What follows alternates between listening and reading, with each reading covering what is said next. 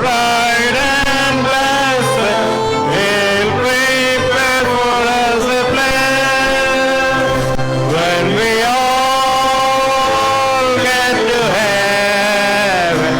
What a day of rejoicing that will be when we all see Jesus. We'll sing and shout the victory. While we walk the pilgrim pathway, cloud will overspread the day. But when traveling days are over, nor a shadow of the sun, when we all get to heaven, what a day of rejoicing that will be when we all see Jesus. We'll sing and shout the victory. Let us then be true and faithful, trusting service every day. Just one glimpse of fame in glory, will the toils of life repay. When we all get to heaven, what a day of rejoicing that will be when we all see Jesus. We'll sing and shout the victory. Onward to the prize before us, soon His beauty will be held. Soon the pearly gates will open, we shall tread the streets of gold. When we all get to heaven, what a day of rejoicing that will be when we all see Jesus. We'll sing and shout the victory.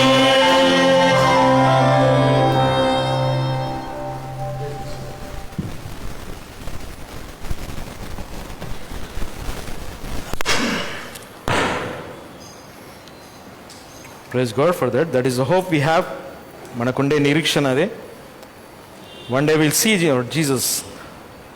We see our Savior. We see our God. మరి ఒక దినం మనము దేవుని చూస్తాము, మన రక్షకుని వీక్షించగలుగుతాము. So beholding your saviour, మన రక్షకుడు మరి యేసుక్రీస్తును ఒక దినం పరలోకంలో చేరినప్పుడు చూస్తాము. Who will see Jesus Christ? ఎవరు యేసు ప్రభుని చూస్తారు? The one who is truly saved. నిజంగా యేసు ప్రభును నిజంగా రక్షింపబడిన వ్యక్తి ప్రభును చూస్తాడని దేవుని ఒక వాక్యం సెలవిస్తుంది. కాబట్టి so this morning let us all examine ourselves. Is I truly saved? నేను నిజంగా రక్షింపబడినానని మరి పరీక్షించుకోవడం అవసరం. It's very important to check your salvation. నీ రక్షణను పరీక్షించుకోవడం అంటే నిజంగా నేను రక్షింపబడినానా? am I truly saved? what kind of salvation I have? నాకు ఎటువంటి రక్షణ ఉంది? ట్రూలీ రిపెంటెడ్ సాల్వేషన్, అనగా పశ్చాత్తాపంతో కూడిన రక్షణ నాకుందా? ఎందుకంటే the day will declare whether you are saved or not. ఆ దినము బయలుపరుస్తుంది నువ్వు రక్షింపబడినావా లేదా అనేది. The day of rapture or the day of death. ఆ ఎత్తబడే సమయం లేకుంటే నీ మరణము దినము, ఆ దినమే నేను బయలుపరుస్తుంది, అంటే నువ్వు తెలియజేస్తుంది నువ్వు రక్షింపబడినావా లేదా అనేది. ఎందుకంటే we're not questioning on any one salvation. ఎవరి రక్షణ మీద కూడా ప్రశ్న వేయడం లేదు. It is your personal between you and God. మరి నీకు దేవునికి మధ్యలో ఉండే ఆ relationship and fellowship between you and your God, the relationship and the fellowship what you have between God and you, నీకు దేవునికి మధ్యలో ఉండే సంబంధాన్ని మనం ఇక్కడ చూస్తున్నాం. So one day we see Jesus Christ, that is the hope we have. మనకుండే నిరీక్షణ అదే, యేసుక్రీస్తును చూస్తాము. మరి ఎంతో గంభీరమైన దృశ్యం అది. If you wanted to see how heaven is, go home and read Revelation 4th chapter and 5th chapter. పరలోకము లేకుంటే దేవుడుండే నివాసము స్థలము ఎలా ఉంటుంది అంటే, వెళ్ళి ప్రత్యక్షత గ్రంథము 4వ అధ్యాయం 5వ అధ్యాయం చదవండి. Then you can see how heaven is. The first sight you see in heaven is the throne. పరలోకంలో నువ్వు వెళ్ళి చూసేది మొదటి దృశ్యం ఏంటంటే సింహాసనము, గాడ్స్ థ్రోన్, దేవుని యొక్క సింహాసనం. ఎందుకంటే we all stand before the judgment seat of Christ. క్రీస్తు యొక్క న్యాయపీఠం ఎదుట నిలబడతాం. So we cannot escape that. దాన్ని మనం తప్పించుకోలేము. సో దేవుడు మనకు సాయం చేయను కాక, వీఆర్ ఇన్ హిస్ ప్రెజెన్స్, ఆయన సన్నిధిలో ఉన్నాము. We are to love his presence. మనం దేవుని యొక్క సన్నిధిని ప్రేమించే వారమై ఉండాలి. We have to love. మనం దేవుని సన్నిధిని ప్రేమించాలి. ఎందుకంటే without him we cannot live. ఆయన లేకుండా మనం బ్రతకలేము. ఆయన లేకుండా ఏది కూడా లేదు. అన్నీ కూడా ఆయన వల్లనే కలిగినాయి. Everything was created by him and for him. అన్నీ కూడా ఆయన కొరకు, ఆయన మూలంగానే చేయబడినాయి అని మరి పౌలు తిమోతికి చెప్తుంటాడు. కాబట్టి దేవుడు మనకు సాయం చేయను కాక, ఆయన సన్నిధిలో మనం ఉన్నాము. మరి మన రక్షణ అనేది చాలా ప్రాముఖ్యమైన అంశము. ఏ సంఘం అయితే నిజమైన రక్షణ గురించి బోధిస్తుందో అది నిజమైన సంఘం అన్నమాట. ఎందుకంటే ఈ దినాలలో మనం చూస్తున్నాం, క్రైస్తవ లోకంలో సరైన రక్షణ సిద్ధాంతము లేని సంఘాలు చాలా ఉన్నాయి. పేరుకు సంఘాలు ఉన్నాయి, కానీ సరైన రక్షణ లేదు. కానీ ఇక్కడ మనం చూస్తున్నాం, ఇక్కడ మన సంఘంలో సరైన రక్షణ, వాక్యానుసారమైన రక్షణ అనేది మనము బోధించడం మనం చూస్తున్నాం. కాబట్టి right kind of salvation, biblical way of salvation, truly repented salvation, నిజంగా పశ్చాత్తాపంతో కూడిన రక్షణ అనేది మనం ప్రకటిస్తున్నాము. సో దేవుడు మనకు ఇచ్చిన అది ఆధిక్యత. మరి దేవుడు మనకు ఆ విధంగా నడిపిస్తున్నాడు. ఎందుకంటే ఆ విధంగా దేవుడు మరి సువార్త చెప్పేవారిని ఏర్పాటు చేసుకున్నాడు. మరి అటు సరైన సువార్త చెప్పేవారిని ఏర్పాటు చేసుకున్నాడు. మరి వారి ద్వారా సువార్త విన్నాము. మరి దేవుడు మనకిచ్చిన మిషనరీస్ని బట్టి వందనాలు. ఎందుకంటే వారి ద్వారా సత్య సువార్త ప్రకటించడం జరిగింది.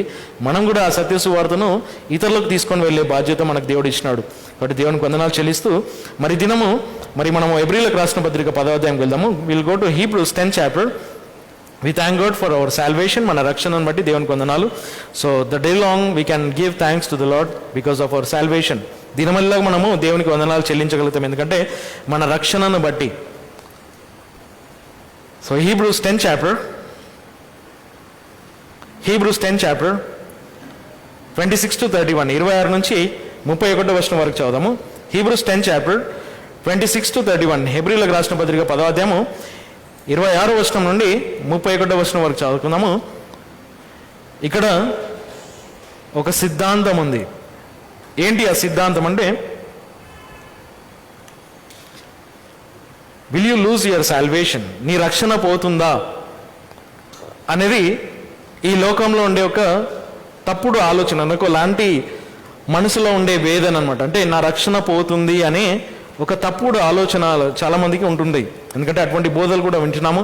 ఎందుకంటే రక్షణ పోతుంది అని. Many people preach that we lose our salvation, but whereas Bible says we never lose our salvation. మన రక్షణ ఎప్పుడు కూడా పోదు. If you are truly saved, నిజంగా రక్షింపబడితే నీ రక్షణ ఎన్నడూ కూడా పోదు. Once saved always saved. నువ్వు ఒకసారి రక్షింపబడితే నిరంతరంలో నువ్వు రక్షింపబడినావు అని మనం చూస్తున్నాం. కాబట్టి so what about sin after salvation? What about sin in our lives? రక్షింపబడిన తర్వాత పాపం యొక్క పరిస్థితి ఏంటి, మరి నా జీవితంలో పాపం ఉంటే ఏంటి అనేది ఆ యొక్క తలంపుని ఇక్కడ మనం చూస్తాం. మన అంశం ఏంటంటే, if I sin wilfully, that is a question. If I sin wilfully, నేను తెలిసి పాపం చేస్తే ఏంటి అనేది మన ప్రశ్న అనమాట. ఈ దినము మన అంశము. ఒక విశ్వాసి తెలిసి డెలిబరేట్గా, వాంటెడ్లీ అండ్ విల్లింగ్లీ పాపము చెయ్యడు. If you are truly saved, నిజంగా రక్షింపబడిన వ్యక్తివైతే తెలిసి, అన్ని విషయాలు తెలిసి, వాక్యమును తెలిసి, హృదయపూర్వకంగా కావాలని పాపము చెయ్యడు. ఒకవేళ దేవుడు మనల్ని హెచ్చరించిన తర్వాత కూడా ఆ పాపమును నువ్వు కొనసాగిస్తున్నావంటే ఈ లేఖన భాగం ఏం చెప్తుందంటే నీకు రక్షణ లేదు. If you are living in sin wilfully, wholeheartedly, headstrongly, if you are living in that sin, continuing in your sin, notice that word, continuing in your sin, living continuously in your sin. If you are living in that way, that shows you are not truly saved. You need salvation.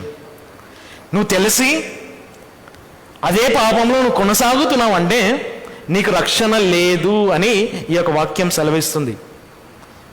రక్షింపబడిన వ్యక్తి పాపము చేయడు, కానీ ఒకవేళ పాపం చేస్తే ఆ పాపంను ఒప్పుకుంటాడు. ఆ ఒప్పుకోకుండా నువ్వు ఆ పాపంలో కొనసాగుతున్నావు అంటే నీకు రక్షణ లేదు అని ఒక సిద్ధాంతం ఇక్కడ మనం చూస్తున్నాం. కాబట్టి ఆ మాటలు మనం ఇక్కడ గమనిస్తాం. 26వ వచనం నుండి 31వ వచనం వరకు, 26th verse to 31st verse, Hebrews 10th chapter 26 to 31, Hebrew 10వ అధ్యాయము 26 నుంచి 31వ వచనం వరకు. అందుకే ఇక్కడ ఈ మాట రాయబడింది, it is a fearful thing to fall into the hands of the living God. జీవం కలిగిన దేవుని చే హస్తములలో పడడము భీకరమైన సంగతి అని దేవుని యొక్క వాక్యం సెలవిస్తుంది. Who will fall into the hands of the living God? జీవం కలిగిన దేవుని యొక్క హస్తంలో ఎవరు పడతారు? The one who is not truly saved. If you are saved, you won't have the fear. నీకు భయం అనేది ఉండదు, నిజంగా రక్షింపబడి ఉంటాయి. చదుదాం 26వ వచనం నుండి 31వ వచనం వరకు.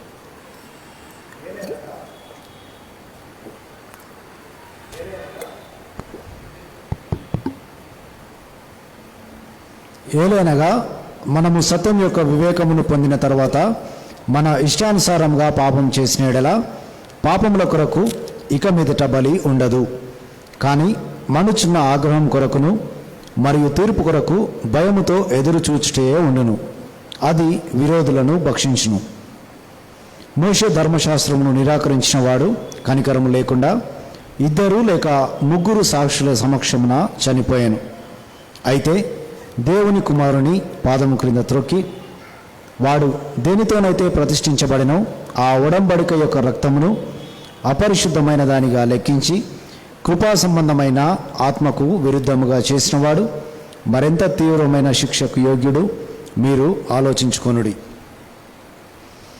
ఏలయనగా పగ తీర్చుకొనుట నాకు చెంది ఉన్నది, నేనే ప్రతీకారము చేయుదునని ప్రభువు చెప్పుచున్నాడు. మరియు మరలా ప్రభువు తన ప్రజలకు తీర్పు తీర్చునని చెప్పిన వానిని మనం ఎరుగుదుము. జీవము గల దేవుని హస్తములలో పడుట భీకరమైన సంగతి. ప్రార్థన చేసుకుందాం. Our loving and Heavenly Father, we thank you for this wonderful day you have given us, and thank you for your grace and mercy and the loving kindness which was poured upon us this morning. Thank you for the new mercies you have given us. Father, we thank you for everything you have done to us, and thank thee for the so great salvation you have given us. And Father, as we read the scripture portion, Lord, speak to us. The salvation which was given to us, it was eternally secured. Thank thee for the eternal security of our salvation. Father, we praise you and worship you for the great salvation. Father, we have come here this morning. Lord, speak to us. If anyone in this room who are not saved, Father, speak to them and give them the right kind of salvation, truly repentant salvation. Father, who are saved, speak to our hearts not to live in sin willfully. Father, we commit ourselves into the loving hands.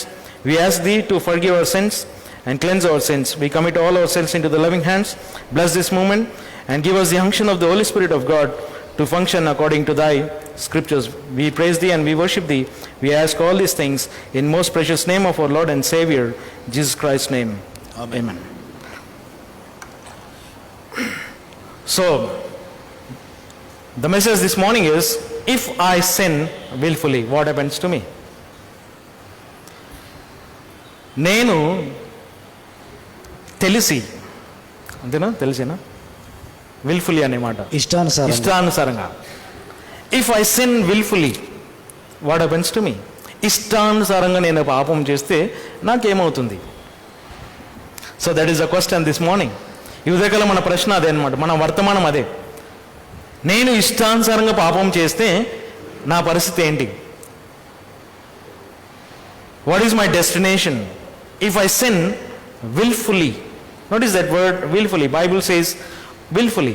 Only one time it is mentioned in this verse in New Testament. క్రొత్త నిబంధన అంతట్లో ఒకటిసారి mention చేయడం జరిగింది, ఇష్టానుసారంగా నేను పాపము చేసిన ఎడల.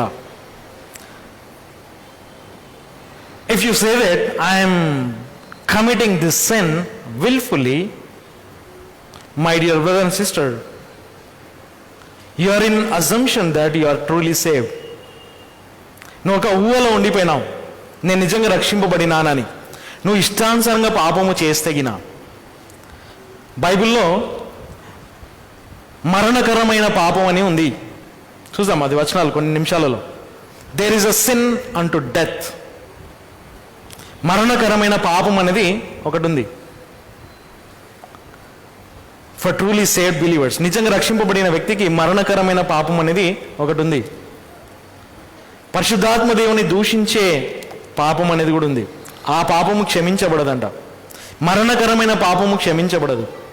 కాబట్టి మనకు దేవుడు ఆ రక్షణ అనేది ఇచ్చినాడు, ఉచితమైన రక్షణ.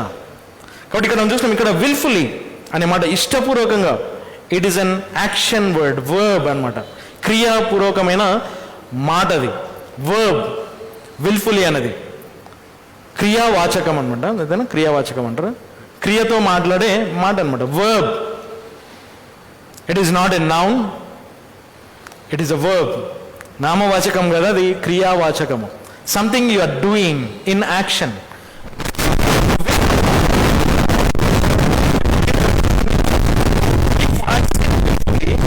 My action, the willingly, what I'm doing willingly, my action is against grace of God. నేనేదో ఇష్టపూర్వకంగా నేనేదైతే చేస్తున్నానో, ఆ క్రియ ఏదైతే నేను చేస్తున్నానో అది దేవుని యొక్క కృపకు వ్యతిరేకమైంది. My action is against grace of God. That's why it says spirit of grace. కృప యొక్క ఆత్మ. బైబిల్లో ప్రతి మాట మనము గట్టిగా పట్టుకోవడం అవసరం. కృప యొక్క ఆత్మ అనే మాట, spirit of grace, God spirit, దేవుని యొక్క ఆత్మ ఇట్స్ ఫుల్ ఆఫ్ గ్రేస్. దేవుని యొక్క ఆత్మ సంపూర్తిగా కృపతో నిండి ఉంది. We don't deserve heaven. మనమందరం కూడా పరలోకానికి యోగ్యులం కాదు. If you are going to heaven, that is the grace of God. ఈ దినం నువ్వు పరలోకానికి వెళ్తున్నావు అంటే అది దేవుని యొక్క కృప మాత్రమే. Not by your works, not by your good works, not by your self, నీ మంచితనం బట్టి లేకుంటే నీ మంచి క్రియలతో కాదు నువ్వు పరలోకానికి వెళ్ళేది. It's just by his grace. For by grace are you saved through faith. కృపచేత విశ్వాసం ద్వారా మనం రక్షింపబడినాం. కాబట్టి ఇక్కడ మన ప్రశ్న ఏంటంటే, ఈ దినం మన వర్తమానము, if I sin wilfully, what is my situation then? నేను ఇష్టపూర్వకంగా పాపం చేస్తే నా పరిస్థితి ఏంటి? knowingly. So I have another words, different words, అంటే related words for willfully. ఇష్టపూర్వకంగా అనే దానికి కొన్ని మాటలు you can find in Google, in dictionary. గూగుల్లో డిక్షనరీలో మనం కనుక్కోవచ్చు the other words, related words for wilfully. ఇష్టపూర్వకంగా అనే మాటకు కొన్ని పదములు బైబిల్ అంటే లోకంలో లేకుంటే వేరే చోట మనకు దొరుకుతుంది. See, the other words for willful is knowingly. Knowingly, తెలిసి. How many of us this morning knowingly doing sin or committing sin? తెలిసి ఎంతమంది మీ పాపం చేస్తున్నాము? Okay, so knowingly, deliberately is the other word for willingly. Willfully అనే మాటకు deliberately అంటే కావాల్సుకొని పాపం చేస్తారు. ఉదాహరణ చెప్తాను, ఎగ్జాంపుల్. బిఫోర్ సాల్వేషన్, నీ రక్షణకు ముందు, if you are a boozer అంటే మందు తాగేవాడు, if you are a chain smoker cigarette తాగేవాడు, మద్యం తాగేవాడవు. ఒకవేళ నువ్వు దానికి ముందుంటే, ఎందుకంటే ఇవి కామన్ విషయాలు మన జీవితాలలో, పోని విషయాలు ఇవి. ఎందుకంటే అవి సాధారణంగా ఉండే విషయాలు. నీ జీవితము నువ్వు రక్షింపబడినావంటే నిజంగా యేసు ప్రభు నీ పాపముల కొరకు చనిపోయి తెలియజేస్తున్నాను పశ్చాత్తాపముతో నువ్వు ఎప్పుడైతే రక్షింపబడినావో, నీ జీవితంలో నిజమైన రక్షణ కార్యం ఎప్పుడైతే జరిగిందో అది మరలా నువ్వు చేయవు. అంటే ఇది వరకు నువ్వు ఏదైతే చేస్తున్నానో, తాగుబోతుతనం ఉండేనో, ఈ దినము నువ్వు మద్యము పుచ్చుకోవు. You will hate it. దాన్ని నువ్వు ద్వేషిస్తావు, దాని వైపు నువ్వు వెళ్ళని కూడా వెళ్ళవు. ఈ దినము నువ్వు దాన్ని కావాల్సుకొని నువ్వు చేస్తున్నావంటే ఒకటే ప్రశ్న. ఇక్కడ మాట ఉంది, అక్కడ కొన్ని వచనాలు మనం చూస్తాం. అక్కడ ఏంటంటే ఆ వ్యక్తి నిజంగా రక్షణ లేని వ్యక్తి.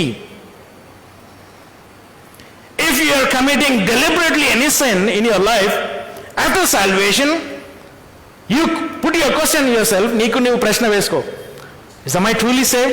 నిజంగా నేను రక్షింపబడినాను? If I'm truly save, I will hate this, I will come out of this. దీని నుంచి నేను బయటికి వస్తాను, కానీ దీంట్లో నుంచి నేను బయటికి రావడం లేదు అంటే విల్ఫుల్లీ, ఇష్టపూర్వకంగా నేను ఈ పాపం చేస్తున్నాను, కొనసాగుతున్నానంటే నీకు రక్షణ లేదు. You are wasting your time sitting here. ఇక్కడ కూర్చొని నీ సమయాన్ని వేస్ట్ చేసుకుంటున్నావు. దేవుడు నీకు జ్ఞాపం చేస్తున్నాడు, ఇష్టపూర్వకంగా, deliberately, knowingly, deliberately, intentionally is the other word for wilfully. Intentionally అంటే ఉద్దేశపూర్వకంగా, అంటే ఇది చెయ్యాలి అనే ఆలోచనతో చేసేదన్నమాట. ఉద్దేశపూర్వకంగా, ఇంటెన్షనలీ డూయింగ్ దట్ సిన్. ఉద్దేశపూర్వకంగా. చాలా విచారము. ఒక విశ్వాసి రక్షింపబడిన తర్వాత నాకు చాలా బాధ అవుతుందండి, దుఃఖం అవుతుంది, ఈ పరిస్థితులు చాలా భయంకరంగా ఉన్నాయి కాబట్టి నేను మళ్ళా పాత జీవితానికి వెళ్ళిపోతా. విచారం. పాత జీవితంలోకి వెళ్ళిపోతున్నా అనే మాట నీ జీవితంలో ఉండకూడదు. ఎందుకంటే 1 కొరింథీ 5:17, 2 కొరింథీ 5:17, 2 Corinthians 5:17. If any man be in Christ is a new creature, behold all things are become new. కదా, all things are past and behold everything. కదా, చదువుదాం ఒకసారి, will coat it properly. Okay, మనం మంచి కోట్ చేద్దాం. 2 Corinthians 5:17, 2 కొరింథీ 5:17. This is not, I always say this is not New Year Day sermon. ఇది ఎప్పుడు January 1st రోజు చెప్పే మాట కాదు. Therefore if any man be in Christ is a new creature, all things are passed away, behold all things are become new. తెలియదు. కావున ఎవడైనను క్రీస్తునందు ఉండిన యెడల వాడు నూతన జీవి, పాతవి గతించిపోయెను, ఇదిగో సమస్త విషయములు నూతనమాయెను. కంప్లీట్ ట్రాన్స్ఫర్మేషన్, సంపూర్తిగా మారడము. It is a new creature అంటే క్రొత్త స్వభావము, నూతన స్వభావము. నాట్ యువర్ ఓల్డ్ నేచర్, పాత స్వభావం కాదు. కాబట్టి ఇంటెన్షనల్లీ, ఉద్దేశపూర్వకంగా పాపం చేయడము. కాన్షియస్లీ అంటే మనస్సాక్షితో నీకు తెలుసు అది పాపమని, నీ మనస్సాక్షికి తెలుసు అది నీ పాపమని, కానీ పాపం చేస్తున్నావు. కాన్షియస్లీ నీ మనస్సాక్షికి తెలుసు అది. నీ మనస్సాక్షికి తెలుసు సినిమా థియేటర్కి పోవడం తప్పని, కానీ వెళ్తాము.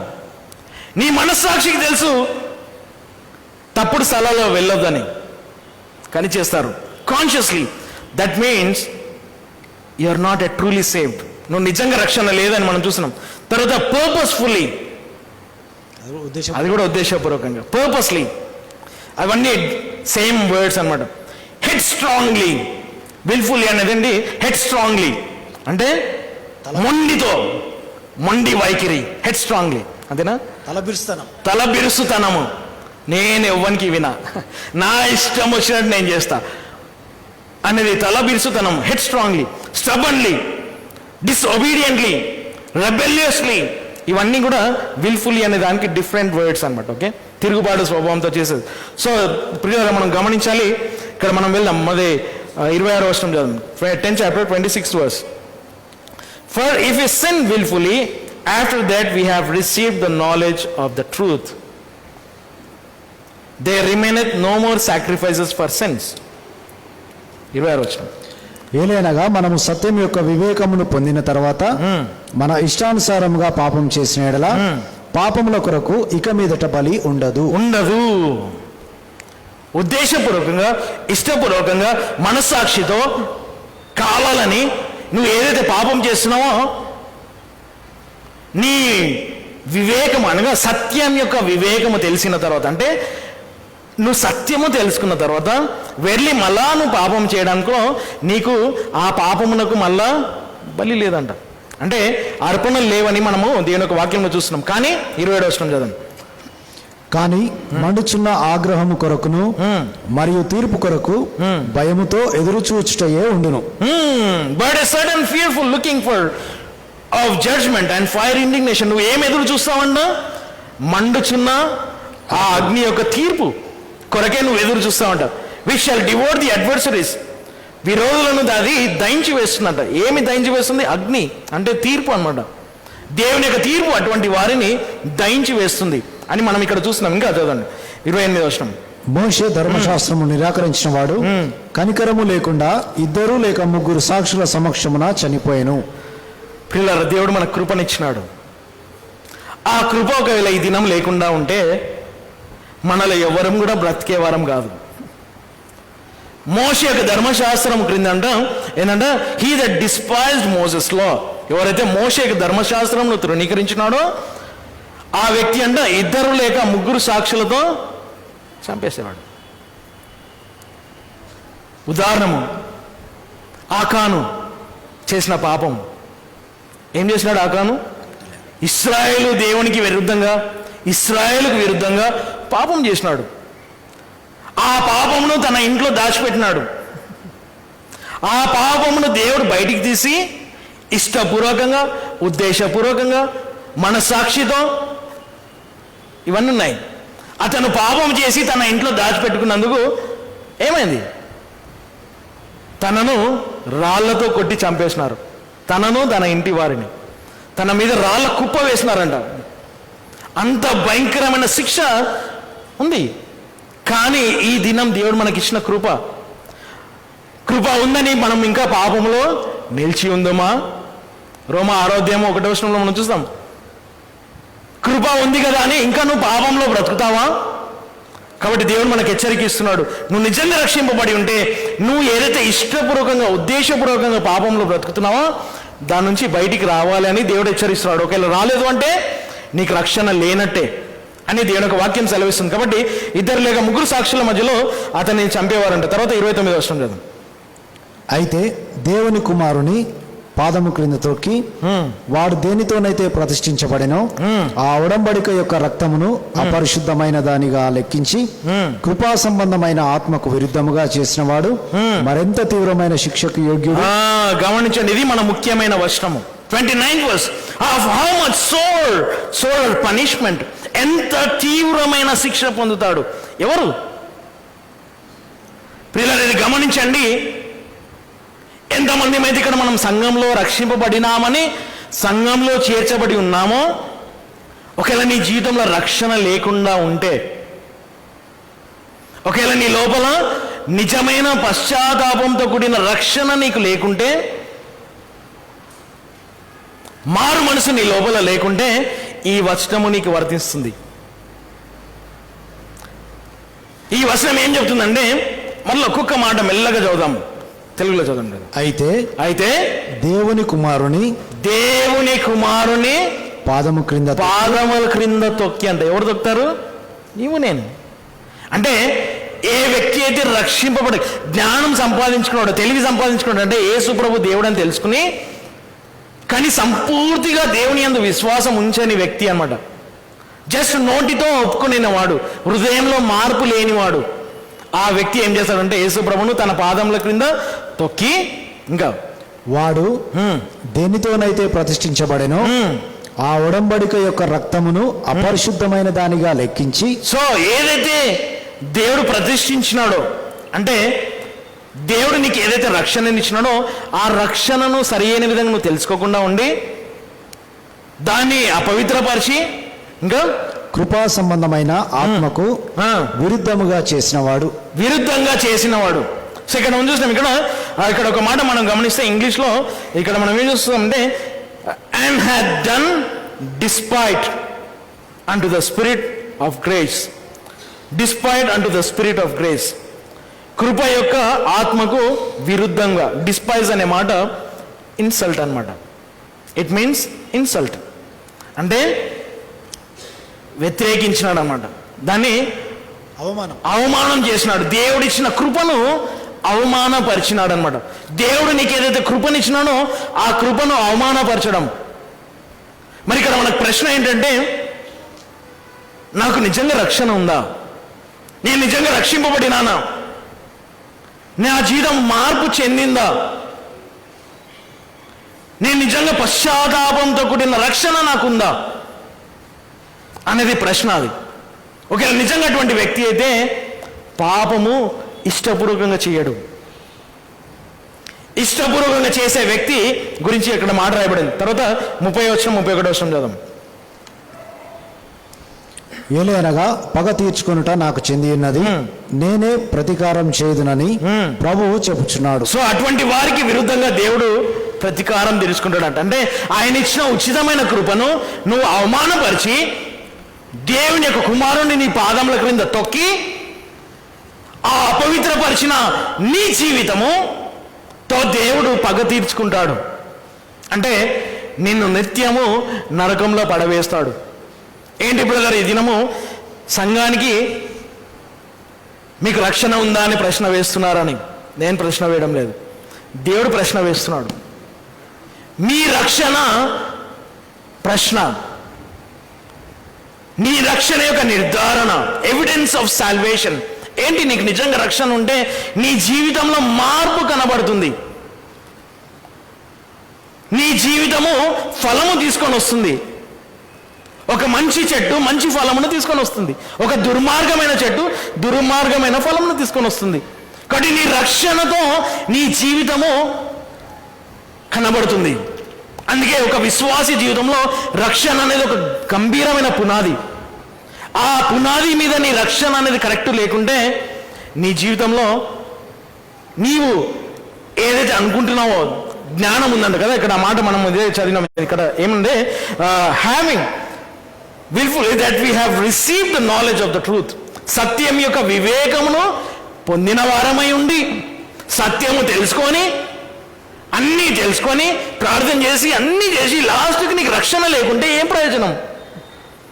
దేవుని మందిరానికి వచ్చి ప్రార్థన చేసి, బైబిల్ చదివి, రోజు పొద్దున్న లేచి ప్రార్థన చేసి, దినమెల్లా ప్రార్థన చేసి, 3 పూటలు ప్రార్థన చేసి, అంటే పొద్దున్న బ్రేక్ఫాస్ట్, లంచ్, డిన్నర్ 3 పూటలు ప్రార్థన చేసి, దినమంతా ప్రార్థన చేసి, లాస్ట్కి నీ జీవితంలో రక్షణ అనేది లేకుంటే, నువ్వు రక్షింపబడకుంటే, నిజమైన రక్షణ అనేది నీకు లేకుంటే, అక్కడ ఆ మాట రాయకూడదు. అందుకే 31వ వచనంలో it is a fearful thing to fall into the hands of the living God. జీవం కలిగిన దేవుని హస్తములలో పడడము భీకరమైన సంగతి. కాబట్టి ప్రియులారా, దేవుడు మనకు జ్ఞానం చేస్తున్నాడు. పాపము, ఇష్టపూర్వకంగా పాపము చేయడము, ఇష్టపూర్వకంగా పాపంలో జీవించడము అంటే నువ్వు తెలిసి మనస్సాక్షితో ఇది పాపం అని తెలిసినా కూడా నువ్వు ఆ పాపము చేయడము ఎంత భయంకరమైన పరిస్థితి. అంటే నిజంగా రక్షింపబడిన వ్యక్తి పాపము చేయడని దేవుని యొక్క వాక్యం సెలవిస్తుంది. కాబట్టి దేవుడు మనకు సాయం చేయను గాక. మన లోపల దేవుడు సత్యం అనేది పెట్టినాడంట. మన లోపల దేవుడు ఒక జ్ఞానం అనేది పెట్టినాడు. మేము కీర్తనలు చదువుతున్నప్పుడు దేవుడు మాకు ఎంతో ఆశీర్వాదం ఇస్తున్నాడు. మన మిషనరీ వారి గృహంలో అక్కడ 51 కీర్తనలో దావీదు మహారాజు అంటాడు, దేవా నీవు నా అంతరంగంలో, నా లోపల నీ జ్ఞానం ఉంచినావు, నీ సత్యమును నా లోపల పెట్టినావు అని అంటాడు. ఎందుకు జ్ఞానం పెట్టినాడంటే తెలుసా? మేము అక్కడ చూసినాము. దేవుడు మన లోపల ఆ తెలివిని, ఆ జ్ఞానాన్ని, ఆ సత్యమును మన లోపల డిజైన్ చేసి పెట్టినాడు. ఎందుకంటే నీ పాపమును గుర్తుపెట్టడానికి. అక్కడ 51 కీర్తనలు అంటాడు దేవుడు దావీదు మహారాజు, నా రక్షణ ఆనందాన్ని నేను కోల్పోయినాను దేవా, నా రక్షణ ఆనందాన్ని తిరిగి సమకూర్చు దేవా అంటాడు. కాబట్టి అది చదుదాం ఒక మాట. అక్కడ 51 కీర్తన 6వ వచనంలో, 51 కీర్తన 6వ వచనం, చాలాసార్లు మనము కీర్తనలు ఎందుకు చదువుతామంటే కష్టాలు వచ్చినప్పుడు, దుఃఖాలు వచ్చినప్పుడు, హృదయం బాగలేనప్పుడు కీర్తనలు చదువుతాం. ఓకే, చదవడంలో తప్పులేదు. కానీ సరైన విధంగా దేవుని తెలుసుకోవడానికి కూడా కీర్తనలు చదవడం మంచిది. 6వ వచనం, behold thou desirest truth in the inward parts and in the hidden part thou shalt make me to know wisdom. తెలుగులో చదువు. 6వ వచనం, ఇదిగో అంతర్భాగంలో నీవు సత్యమును కోరుచున్నావు, మరియు మరుగైన భాగంలో నీవు నాకు జ్ఞానమును తెలియజేసేదవు. సో నాకు మరుగైన భాగంలో నీవు నాకు జ్ఞానంను తెలియజేసినావు. దేనికి జ్ఞానం తెలియజేసినావు అంట? అక్కడ పైన అంటాడు. ఎక్కడ? 3వ వచనంలో. 3వ వచనం, ఏలైనగా నేను నా అపరాధములను గుర్తించి తిని, మరియు నా పాపము ఎప్పటికీ నా ఎదుట ఉన్నది. ఒక రక్షింపబడిన వ్యక్తి తన పాపమును గుర్తుపడతాడు. దావీదు మహారాజు అంటున్నాడు ఇక్కడ, for I acknowledge my transgressions, నా అతిక్రమములను నేను గుర్తుపట్టినాను. And my sin is ever before me, నా ఎదుట నా పాపము ఎల్లప్పుడు ఉంది. Recognizing your sin, acknowledging your sin, నీ పాపమును నువ్వు గుర్తుపట్టడము ఎంతో ప్రాముఖ్యమైన విషయం. ఒక విశ్వాసి తన పాపమును గుర్తుపట్టలేని స్థితిలో ఉన్నాడు అంటే ఆ వ్యక్తి సరైన రక్షణ లేనట్టే. నిజంగా రక్షింపబడిన వ్యక్తి తన పాపమును గుర్తుపడతాడు. ఈ కీర్తన ఎప్పుడు రాసినాడంటే, నాతాను ప్రవక్త వచ్చి దావీదుతో చెప్తాడు, ఓ దావీదు, నువ్వు దేవునికి విరుద్ధంగా పాపం చేసినావు అని. ఆ సందర్భంలో కీర్తన రాసినాడు. అవును, నేను దేవునికి విరుద్ధంగా పాపం చేసినాను అంటాడు. కానీ ఇక్కడ చూసాం, ఇక్కడ ఐ అక్నాలెడ్జ్ మై సిన్. ఒక విశ్వాసి తన పాపమును గుర్తుపట్టడము, అక్నాలెడ్జ్ చేయడం. మరి నేను చూస్తున్నాను ఈ దినాలలో మన సంఘంలో చూస్తున్నాను, వారి జీవితంలో ఉండే పాపమును గుర్తుపట్టలేని స్థితిలోకి వెళ్ళిపోతున్నారు. ఇది పాపం అని కూడా గ్రహించలేని పరిస్థితిలో ఉంటున్నారు. ఎందుకు? ఆ పాపం అనే పరిస్థితిని గుర్తుపట్టలేని స్థితి. పిల్లరా, నీ జీవితంలో నీ రక్షణ అనేది ఎంతో ప్రశ్నార్థకమైన మాట. మరి నువ్వు తలంచాలి. సో దేవుడు మనకు జ్ఞానం చేస్తున్నాడు. మన లోపల అంతరంగంలో దేవుడు మనకు జ్ఞానం అనేది పెట్టినాడు, సత్యం అనేది పెట్టినాడు అంట. ఏంటి సత్యం, ఏంటి జ్ఞానం అంటే నీ పాపమును గుర్తుపట్టేది. అందుకే ఇక్కడ దావీదు మహారాజు తన పాపమును గుర్తుపట్టినాడు అంట. సో ఇక్కడ కొంతమంది మనుషులు ఉన్నారు, ఒక గుంపు. ఇదే అధ్యాయంలో 10వ అధ్యాయంలో, ఎబ్రీ 10వ అధ్యాయంలో 29వ వచనంలో మనం చూస్తాం. అక్కడ కొంతమంది నిజంగా రక్షింపబడి పాపము చేయకుండా బ్రతికేవారు. అంటే మనం ఈ దినం చెప్పడం లేదు సిన్లెస్ పర్ఫెక్షన్, అంటే పాపం లేకుండా మనం పరిపూర్ణలమని చెప్పడం లేదు. మన లోపల పాపం ఉంది. మనలో పాపము లేదు అంటే మనలో మనము మోసం చేసుకుంటాం. 1 యోహాను 1వ అధ్యాయము 8వ వచనం, if you say that we have no sin we lie. నా లోపల పాపం లేదు అంటే అది అబద్ధము. సిన్లెస్ పర్ఫెక్షన్ అంటే నా లోపల పాపం లేని పరిపూర్ణత నేనని కాదు, మన లోపల పాపం ఉంది. కాబట్టే యేసుక్రీస్తు యొక్క రక్తం మన కొరకు ఉంది. మన పాపమును క్షమించడానికి యేసుప్రభు యొక్క రక్తం ఉంది. నువ్వు ఒప్పుకుంటే, మనము మన పాపములను ఒప్పుకొని నేడలా ఎవరు ఒప్పుకుంటారు? రక్షింపబడిన వ్యక్తి తను పాపం చేసినప్పుడు ఒప్పుకుంటాడు. ఆ పాపమును గుర్తుపట్టలేని స్థితిలో నీ పాపం నువ్వు ఒప్పుకోవడం లేదు అంటే నీకు రక్షణ లేనట్టే. నీ రక్షణ నువ్వు ప్రశ్న వేసుకోవచ్చు.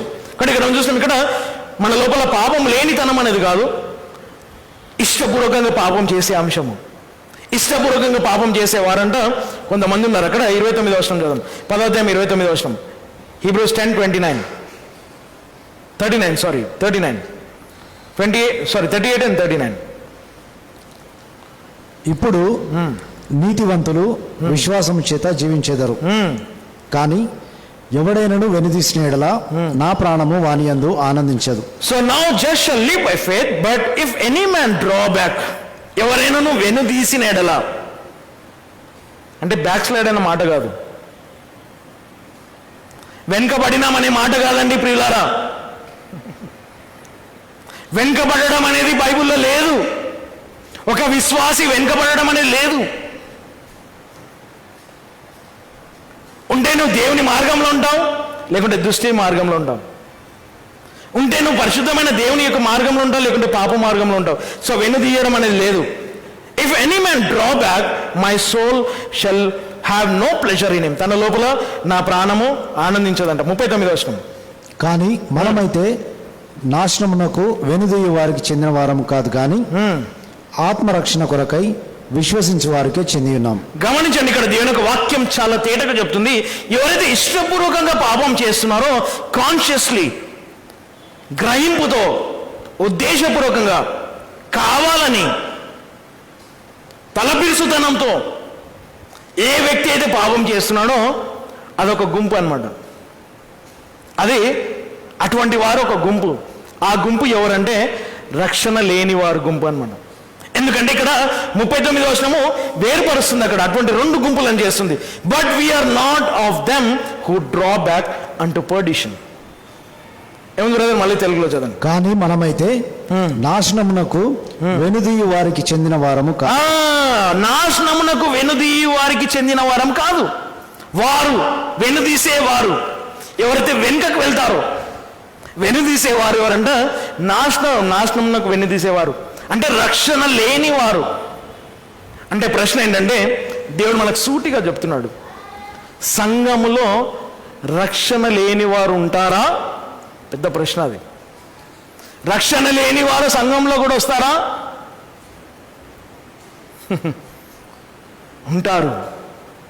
కాబట్టి దేవుడు మనల్ని హెచ్చరిస్తున్నాడు, నీ రక్షణ, సరైన రక్షణ, నువ్వు ఎప్పుడు యేసు ప్రభు నీ పాపంలో కొరకు చనిపోయి తిరిగేసినాడని విన్నావు, పశ్చాత్తాపడినావు, నీ జీవితంలో ఏదైతే పాపం ఉందో ఆ పాపమును సంపూర్తిగా విడిచిపెట్టి, మేము డిసైపుల్షిప్ ట్రైనింగ్లో నేర్చుకున్నాం కూడా. ఒక వ్యక్తి అంట తన జీవితంలో యేసు ప్రభువుని గురించిన వార్త విన్నాడంట, దేవుని నమ్మాలని ఆశపడ్డాడంట, దేవుని వెంబడించాలని అనుకున్నాడంట. కానీ తన జీవితంలో ఉండే ఒక పొరపాటును విడిచిపెట్టడానికే ఇష్టపడలేదంట. తనకు ఒక భార్య ఉంది, తనకు ఇంకొక స్త్రీతో సంబంధం ఉందంట. ఆ వేరే స్త్రీతో ఉండే సంబంధాన్ని సంపూర్తిగా వదిలిపెట్టడము తనకిష్టం కాలేదంట.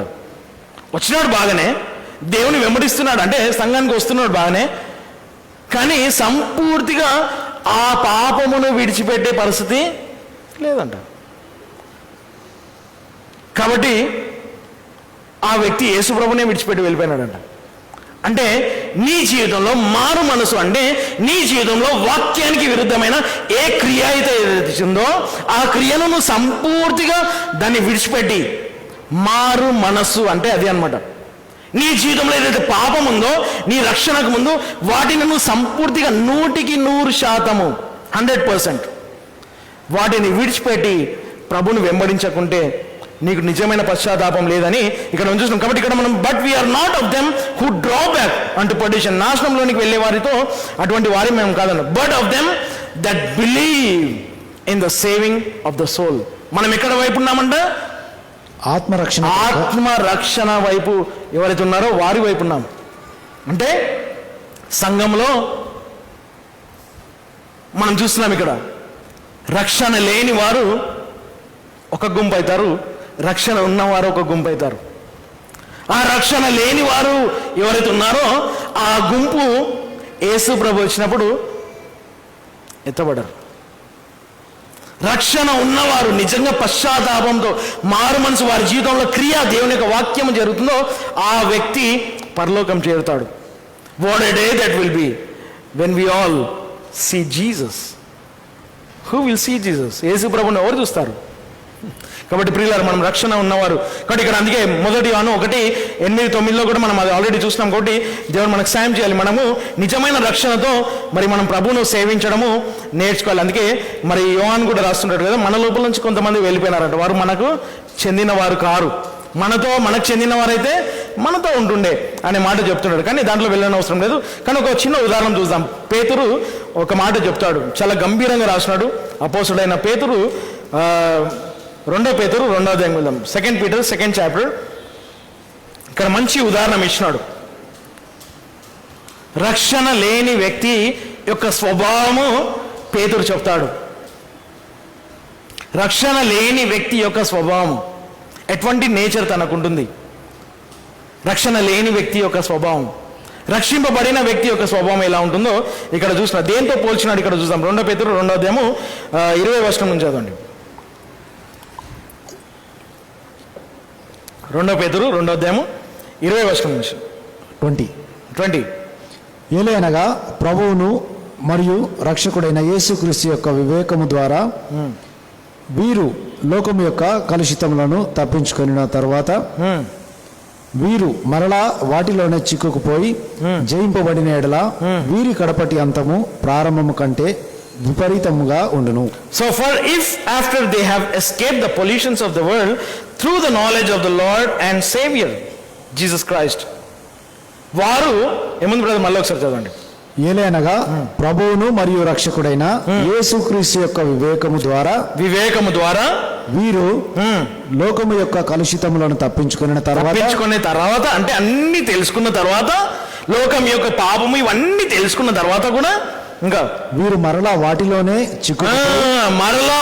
చిక్కుకొని they are again entangled therein and overcome the latter end is worse with them than the beginning. వారి ఆరంభం కంటే వారి కడపటి స్థితి చాలా భీకరంగా ఉంటుందంట. దేంట్లో మళ్ళీ వెళ్ళి చిక్కుకోవడం అంటే ఏముంది అక్కడ తెలుగులో చదవండి. వీరు మరలా చదవండి. లోకం యొక్క కలుషితములను తప్పించుకున్న తర్వాత వీరు మరలా వాటిలోనే చిక్కుకుపోయి వాటిలోనే మరలా చిక్కిపోవడం అన్నమాట. ఏ దాంట్లో నుంచి అయితే దేవుడు మనం తప్పించినాడో దాంట్లో వెళ్ళి మరలా చిక్కడము. ఉదాహరణ నేను చెప్పినాను కదా, త్రాగుబోతుతనము, మద్యము పుచ్చుకోవడము, ఇది లోకంలో ఉండే తత్వము. నువ్వు దేవుడు నిన్ను దాంట్లో నుంచి బయటికి లాగి నిన్ను రక్షణ మార్గంలో నడిపించిన తర్వాత నువ్వు మరలా దాంట్లో వెళ్ళి చిక్కిపోయినావంటే దాని అర్థం ఏంటి? నీ రక్షణ దినమున నువ్వు ఏ దినమైతే యేసు ప్రభు నీ పాపంలో కొరకు చనిపోతలేదు, నీ రక్షణ దినము. అందుకే మనకు రక్షణ దినం ఉండడం అవసరం. ఏ దినము రక్షింపబడినామో తెలుసుకోవడం అవసరము. అది నీ మనసులో ఎప్పుడు గుర్తుపెట్టుకోవడం అవసరం. నేను రక్షింపబడిన దినమున నా జీవితంలో ఉండే ఈ కలుషితమైనవి, ఈ లోకం యొక్క కలుషితం అంటే పాపము నుండి దేవుడు నన్ను తప్పించినాడని నిజమైన పశ్చాత్తాపంతో మారు మనసుతో ఏ దినమైతే నువ్వు రక్షణ అనేది నీ జీవితంలో కలిగిందో,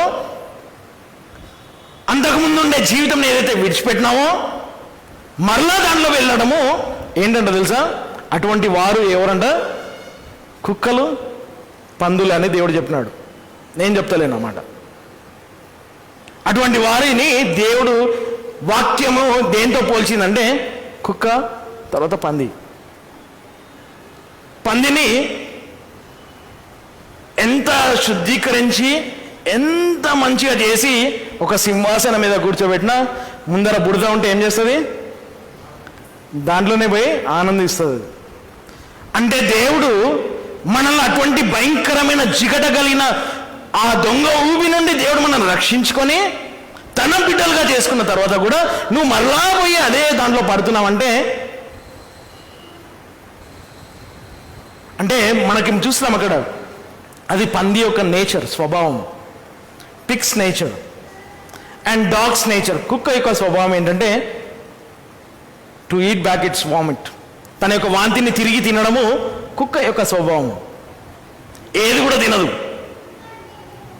సో రక్షణ లేని వ్యక్తి నే దేవుడు ఇక్కడ తన వాక్యంతో ఆ విధంగా పోల్చినాడు. కాబట్టి ఇక్కడ ముందుకు చూద్దాం. ఇంకా 21వ వచనం కూడా చదవండి. ఏలనగా వీరు దానిని ఎరిగిన తర్వాత వీరికి అప్పగించబడిన పరిశుద్ధమైన ఆజ్ఞ నుండి తిరిగిపోవట కంటే నీతి మార్గమును వీరు ఎరగకుండిన ఎడల అది వీరికి మేలు, చాలా మేలంట. పిల్లలు బాగా గమనించండి. దేవుని యొక్క వాక్యం తేటగా మనకు చెప్పడం జరుగుతుంది. నీ రక్షణను తెలుసుకోవడం అవసరము. నీ రక్షణ దినాన్ని తెలుసుకోవడం అవసరము. For it had been better for them not to have known the way of righteousness. నీతి మార్గం తెలుసుకోకుండా ఉంటే మేలు. అంటే కేవలం నోటితో యేసు ప్రభువుని నమ్ముకునేవారు, హృదయం యొక్క మార్పు లేనివారు అని అంటున్నాడు దేవుడు. అందుకే యేసు ప్రభు చెప్తారు కదా, వారు నోటితో ఆరాధిస్తున్నారు కానీ వారి హృదయం చాలా దూరంగా ఉంది. అంటే నిజంగా రక్షణ లేనివారు అన్నమాట. బయటికి దేవుని యొక్క శక్తిని తెలుసుకున్నారు, కానీ లోపల దేవుని యొక్క బయటికి నోటితో మాట్లాడుతున్నారు, కానీ దేవుని యొక్క శక్తిని వారు తెలుసుకోలేకపోయినారంట. పౌలు తిమోతికి రాస్తాడు, లాస్ట్ మనం చూసాం. కానీ ఇక్కడ ఉంచిన for it had been better for them not to have known the way of righteousness than after they have known it to turn from the holy commandment delivered unto them. దేవుడు వారికి ఏదైతే పరిశుద్ధమైన ఆజ్ఞను ఇచ్చినాడో అది తెలియకుండా ఉంటే మేలు అని అంటున్నాడు దేవుడు. దేవుని యొక్క సత్యము ఏదైతే మనం తెలుసుకొని దాంట్లో కొనసాగకుండా తిరిగి మనం లోక వెళ్ళడము చాలా భయంకరం అంట. అటువంటి వారికి తెలియకుండా ఉండడం మేలు అంట. ఎందుకంటే అటువంటి వారు జీవం కలిగిన దేవుని చేతిలో పడడము భీకరమైన సంగతి. ఇంకా చదువు ఇక్కడ 32వ వచనం 22. కానీ కుక్క తన సొంత వాంతికి మరలా తిరిగాను, మరియు కడగబడిన పంది బురదలో పొర్లుటకు మరలనను సత్యమైన సామెత చొప్పున వీరికి సంభవించింది. దేవుని వాక్యం చెప్తుంది, ఎవరైతే మరలా తిరిగి వెళ్ళి ఆ లోకం యొక్క మలినముతో దాంట్లో చిక్కుకొని ఉంటారో దాంట్లో కొనసాగుతున్నారు. అందుకే if I sin wilfully what happens to me, నేను ఇష్టపూర్వకంగా పాపము చేస్తే నా పరిస్థితి ఏంటి? Bible says I'm a pig, Bible says I'm a dog, my nature has not yet changed. నా స్వభావము మారలేదు, నా స్థితి మారలేదు, నా జీవితం మారలేదు. అందరినీ మనం మోసం చేస్తాము, దేవుని మోసం చేస్తున్నాము, మన పొరుగు వారిని మోసం చేస్తున్నాము, మన బంధువులను మోసం చేస్తున్నాము, మన ఇంటి వారిని మోసం చేస్తున్నాము, మన తల్లిదండ్రులను మోసం చేస్తున్నాము. నిజంగా రక్షణ లేకుండా అనగా యాక్ట్ చేస్తామన్నమాట. యేసు ప్రభుని నమ్మిన బిడ్డలుగా యాక్ట్ చేయడము, జీవించడము. అందుకే నేను అన్నాను కదా, ఒక విశ్వాసిగా నిజమైన దేవుని బిడ్డగా బ్రతకడము చాలా కష్టం అండి. బ్రతకలేవు, నువ్వు యాక్ట్ చేయలేవు. యు విల్ లివ్ రియలీ, నువ్వు ఆ విధంగా బ్రతుకుతావు కానీ యాక్ట్ చేయలేవు. యాక్ట్ చేసేవారు, నిజంగా రక్షణ లేనివారు ఒక దినం లేకుండా ఒక దినము పంది తన బురదలకు వెళ్ళిపోతుందో అట్లా వెళ్ళిపోతాడు. కుక్క తన వాంతికి ఎలాగైతే తిరుగుతుందో ఆ విధంగా ఆ వ్యక్తి వెళ్ళిపోతాడు. నిజంగా రక్షింపబడిన వ్యక్తి ఆ విధంగా చేయడానికి మనం ఇక్కడ చూస్తున్నాం. కాబట్టి ద నేచర్ నెవర్ చేంజ్డ్, వారి యొక్క స్వభావం మారలేదు. అందుకే అక్కడ మనం చూస్తున్నాం 2 కొరింథీ 5:10 క్రీస్తు యేసునందున్నవాడు నూతన సృష్టి, పాతది గతించెను, ఇదిగో సమస్తము క్రొత్తవైన. స్వభావం మారిపోయింది. గమనించండి, పంది యొక్క స్వభావము అది పందే, కానీ దాని స్వభావం మారలేదు. మనం పాపులమే, మనం అందరం కూడా పాపులమే, కానీ మన స్వభావం దేవుడు మార్చినాడు. మన యొక్క నేచర్ చేంజ్ చేసినాడు. మనం అందరం కూడా పాపులమే. ఎలాగైతే కుక్కలాగానే ఉంటుందో, పందిలాగానే ఉంటుందో, మనం కూడా మనమే. మనమందరము పాపము చేసి మనమందరం కూడా పాపులమే, అందరము పాపులమే. దట్ ఈజ్ అవర్ నేచర్, మన యొక్క స్వభావము. కానీ దేవుడు అది మార్చినాడు. ఏమన్నాడు అక్కడ? క్రీస్తు యేసునందున్నవాడు నూతన సృష్టి, పాతది గతించిపోయింది. ఏంది పాతది గతించిపోయింది? నీ పాత స్వభావం పోయింది, నీ పాత స్వభావము పోయింది. అదే పాత స్వభావంలో నువ్వు బ్రతుకుతున్నావంటే, అదే ఇష్టపూర్వకంగా నువ్వు పాపం చేస్తున్నావంటే నువ్వు రక్షణనే లేదు నీకు. సో ఇక్కడ మన ప్రశ్న ఏంటంటే, ఇది మన అంశము, if I sin wilfully what is my nature then? I'm not truly saved. ఇష్టపూర్వకంగా, deliberately, head heartedly, headstrongly, consciously, ఇవన్నీ మనం మాటలు చూసినాం కదా. ఈ మనస్సాక్షితో ఇష్టపూర్వకంగా కావాలని తెలుసుకొని అన్నీ చేసి పాపము చేస్తే నీకు రక్షణ లేదు. సింపుల్. రక్షణ లేని వారే ఇష్టపూర్వకంగా పాపం చేస్తారు. సో పాపంలో బ్రతుకుతారని దేవుని యొక్క వాక్యం సెలవిస్తుంది. కాబట్టి మనం దేవుని యొక్క కృప ఇచ్చినాడు. God has given us grace. ఈ దినము ప్రియులారా, మనము దేవుని సన్నిధిలో నీ రక్షణను నువ్వు ప్రశ్న వేసుకోవడం మంచిది. దేవా నిజంగా నేను రక్షింపబడ్డాను. నా జీవితం నేను ఎప్పుడైతే సువార్త విన్నానో, నేను 1994 సంవత్సరంలో ఆ నవంబర్ నెలలో నేను రక్షింపబడ్డాను. మరి నేను రక్షింపబడిన దినం నుండి నా గత జీవితం ఏదైతుందో, నా గత అలవాటులు ఏవైతున్నాయో, నా గత జీవితంలో ఉండే పరిస్థితి ఏదైతుందో, ఈ దినం అది కొనసాగితే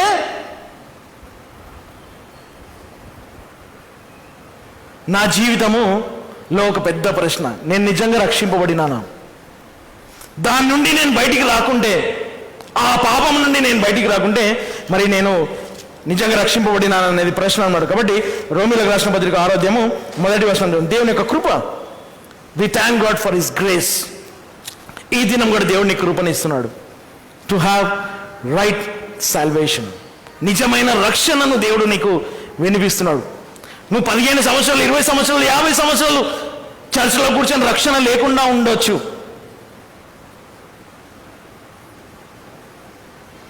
కాబట్టి దేవుడు నీకు మాట్లాడుతున్నాడు, నాతో మాట్లాడుతున్నాడు. నిజమైన రక్షణ, మార్పు చెందిన రక్షణ. మరి మనం చూస్తున్నాం కదా, మనం ఎన్నోసార్లు అంటుంటాం, అరే మా వాడు ఎంత చెప్పినా మారతలేడు. ఎందుకు మారతలేడు? అరే దేవుడు ఇంత చెప్తున్నాడు, ఇంత వాక్యం చెప్తున్నాడు, ఎందుకు మారతలేరు? దాని వెనకాల ఉండే మూలం ఏంటి?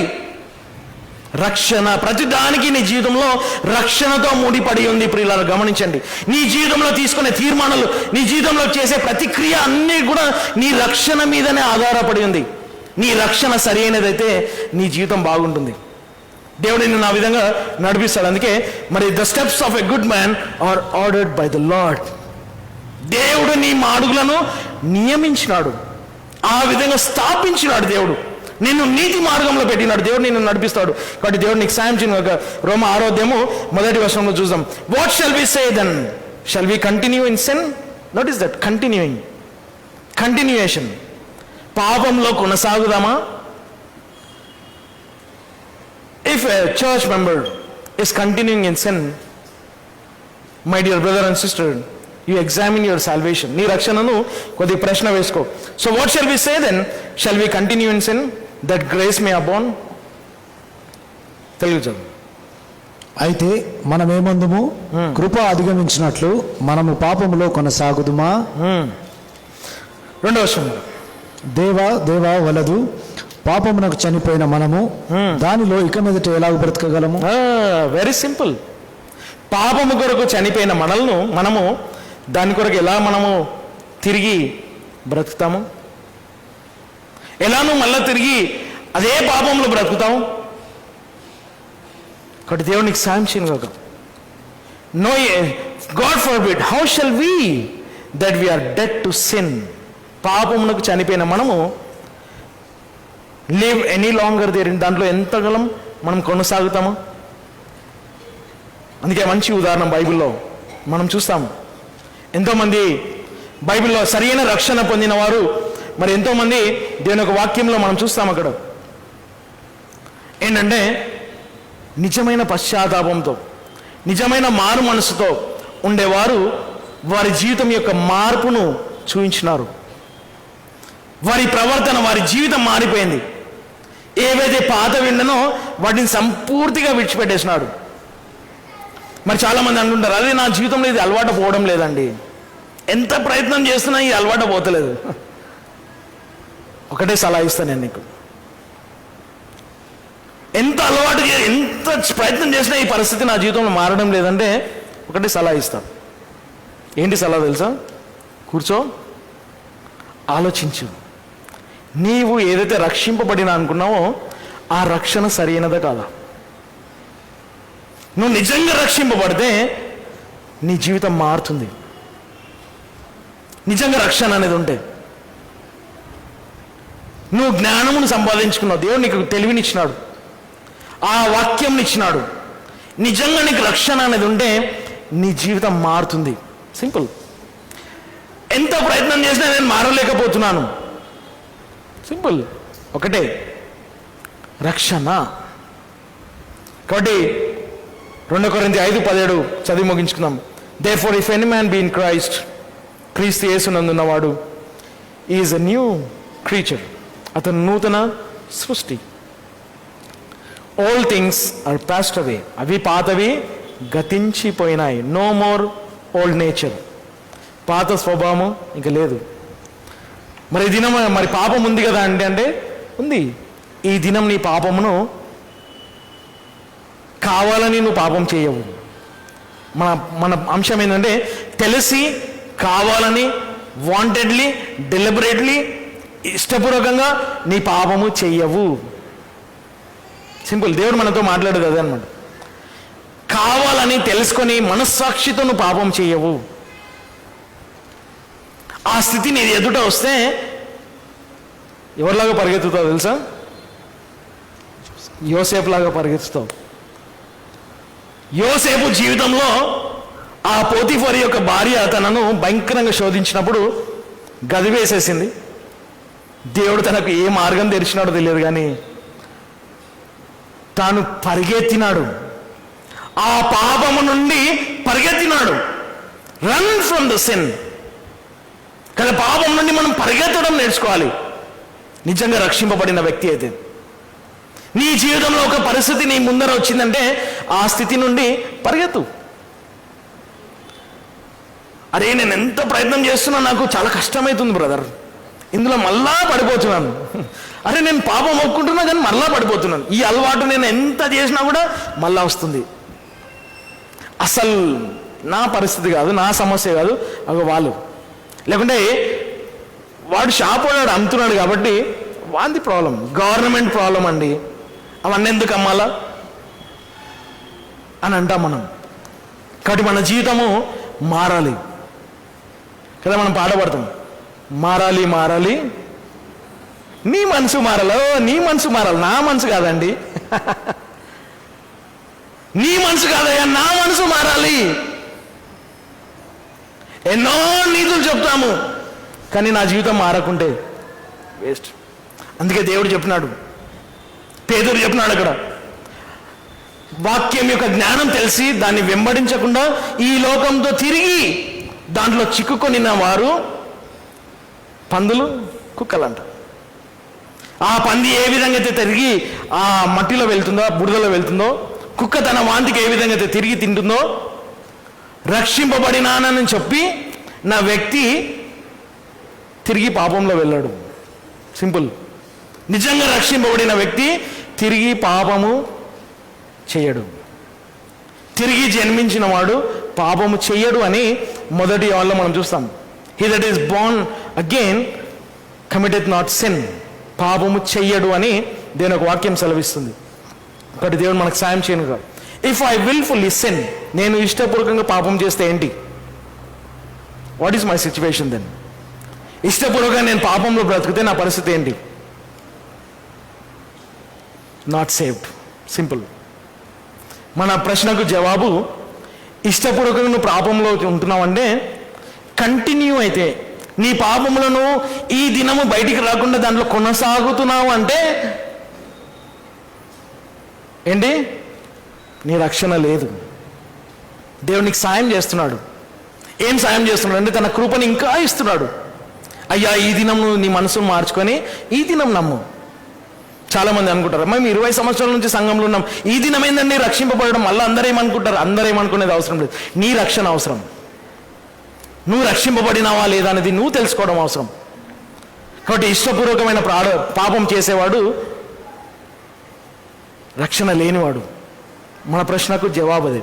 కాబట్టి దేవునికి సాయం చేయను కాక అందరం కూడా తలలోంచి కళ్ళు మూసుకుందాము. మరి మన రక్షణను జ్ఞాపకం చేసుకుందాము.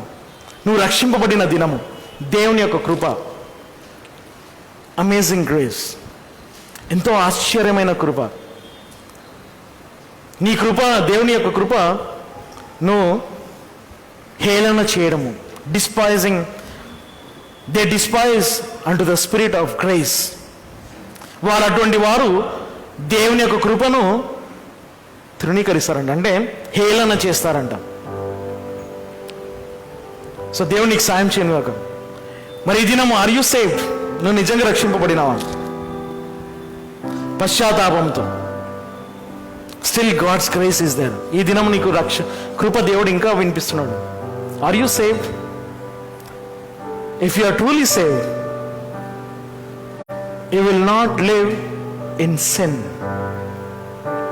నువ్వు నిజంగా రక్షింపబడి ఉంటే నువ్వు పాపంలో జీవించవు.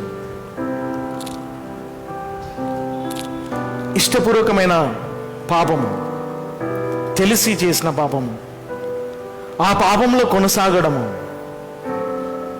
అయ్యా, నీ రక్షణను దేవుడు ప్రశ్న వేస్తున్నాడు.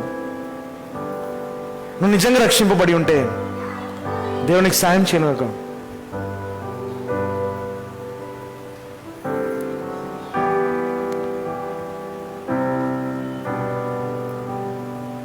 దేవుని యొక్క కృప ఉందని ఇంకో పాపంలో ఉంటావా? దయచేసి దేవుని కృపను స్వీకరించు. Because of God's grace shall we continue in sin? No. Know the grace of God. What a mighty grace. What's an amazing grace. The grace has saved us. కృప మనల్ని రక్షించింది. God's grace saved us.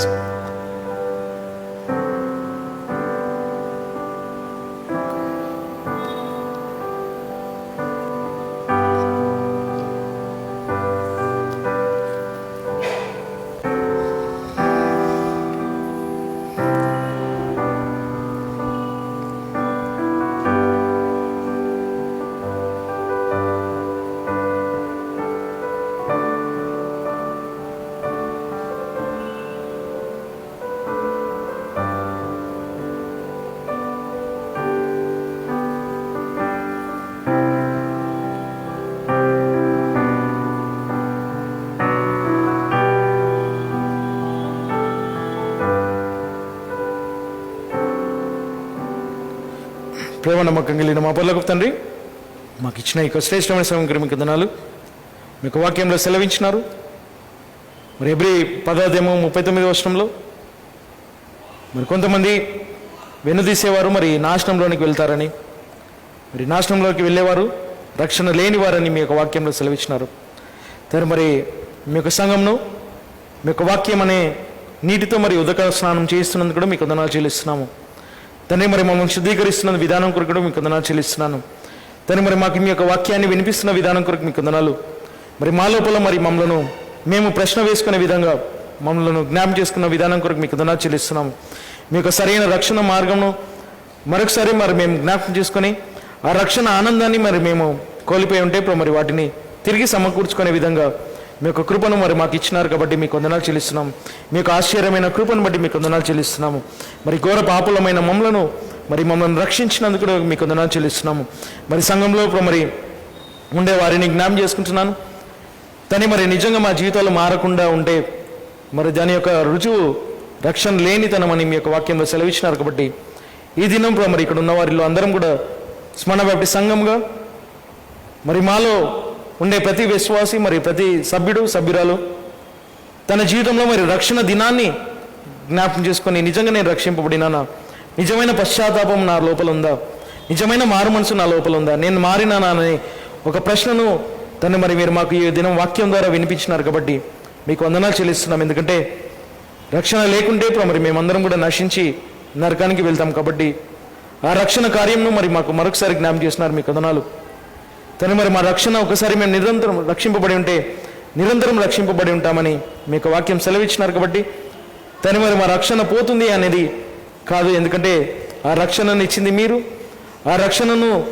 భద్రపరిచిన వారు మీరే కాబట్టి ఇప్పుడు మరి మీరు మీ యొక్క రక్షణను అంత గంభీరంగా మరి భద్రపరిచి మరి మాకు ఇచ్చినందుకు కూడా మీకు వందనాలు చెల్లిస్తున్నాము. నిత్యం ఉండే ఆ రక్షణను బట్టి మీకు వందనాలు చెల్లిస్తున్నాము. అటువంటి గంభీరమైన రక్షణను మరి మేము నిర్లక్ష్యం చేయకుండా మరి మేము రక్షణ యందు మరి క్రియాసాధకం చేసి మా జీవితాన్ని మార్చుకొని, మా అలవాట్లను మార్చుకొని, మా తలంపులు మార్చుకొని, మా ఆలోచనలు మార్చుకొని మరి తండ్రి మరి మేము మీ యొక్క వాక్యానికి అనుకూలంగా మీ యొక్క వాక్యానుసారంగా జీవించడానికి సాయం చేయండి ప్రార్థిస్తున్నాం. మరి మీ యొక్క వాక్యంలో సెలవిచ్చిన ప్రకారంగా మరి క్రీస్తు యేసునందున్న వాడు నూతన సృష్టి అని చెప్పినారు కాబట్టి ఇప్పుడు మరి మా యొక్క స్వభావాన్ని మార్చినారు, మా యొక్క జీవితాన్ని మార్చినారు. మీకు వందనాలు చెల్లిస్తున్నాం. మేము పాపులమైనప్పటికీ మరి మా లోపల ఆ స్వభావంను మార్చినందుకు మీకు వందనాలు చెల్లిస్తున్నాం. ఇంకా ఈ యొక్క పాప శరీరంలో మేము ఉన్నాం కాబట్టి ఈ దినం కూడా మరి మీ యొక్క కుమారుని యొక్క రక్తము మరి యేసుక్రీస్తు యొక్క రక్తము ఈ దినం కూడా మరి మాకు ఉంచినందుకు కూడా మీకు వందనాలు చెల్లిస్తున్నాం. మా శరీరంలో మరి మేము చేసే పాపమును మరి మీ యొక్క సన్నిధిలో ఒప్పుకుంటున్నాం తండ్రి. మరి మేము మా పాపం క్షమించేవారు మీరే కాబట్టి మరి మా పాపంలో మేము ఒప్పుకునే నెడల నమ్మదగిన వారు నీతిమంతులు కాబట్టి ఇప్పుడు మరి ఆ పాపమును మీరు క్షమిస్తారని చెప్పినారు కాబట్టి తను మరి నిజంగా మా పాపమును మరి క్షమించి మరి తిరిగి మరలా అదే పాపమును చేయకుండా తను మరి మీరే మాకు సాయం దయచేయమని ప్రార్థిస్తున్నాము. మీ యొక్క ఆత్మ నింపుదల దయచేయండి, మీ యొక్క ఆత్మ నడిపింపు దయచేయమని ప్రార్థిస్తున్నాము. మీ యొక్క ఆత్మానుసారంగా మరి మీ యొక్క వాక్యానుసారంగా మమ్మల్ని నడిపించండి. మా జీవితంలో మరి మార్పును దయచేయండి, మరి మా జీవితాన్ని పరివర్తనం చేయమని ప్రార్థిస్తున్నాం తండ్రి. మా జీవితాన్ని నూతనపరచండి, మరి మీకు అనుకూలంగా మరి మీ చిత్తానుసారంగా మీకు మహిమకరంగా ఈ లోకంలో బ్రతికిన కాలమంతా కూడా తను మరి మీ యొక్క నామమును ఘనపరిచే విధంగా మరి మా జీవితాలను మార్చి మీకు ఇష్టకరంగా మరి మేము జీవించటకు కృప చేయించి నడిపించమని ప్రార్థిస్తూ మరి మా సంఘంలో ఉండే ప్రతి వారిని కూడా మరి మీ యొక్క సన్నిధిలో జ్ఞాపం చేసుకుంటున్నాం. మేమందరం కూడా మరి రక్షణను మరి నిజంగా మేము ఆలోచించి పరీక్షించి మరి నిజంగా నేను రక్షింపబడి ఉంటే నా జీవితం మారుతుంది అని మీ యొక్క వాక్యంలో సెలవిచ్చినారు కాబట్టి ఇప్పుడు మరి ఆ విధంగా మారిన జీవితంలో మేము కలిగి ఉండటకు మీకు మహిమకరంగా జీవించటకు మీరే కృప చేయించి నడిపించమని ప్రార్థిస్తూ ఇచ్చిన ఈ సమయం కూడా మీకు ధన్యవాదాలు చెల్లిస్తూ మిగతా సమయం కూడా దీవించమని మా పరమ రక్షకుడైన యేసుక్రీస్తు నామమున ప్రార్థిస్తున్నాను తండ్రి. ఆమేన్.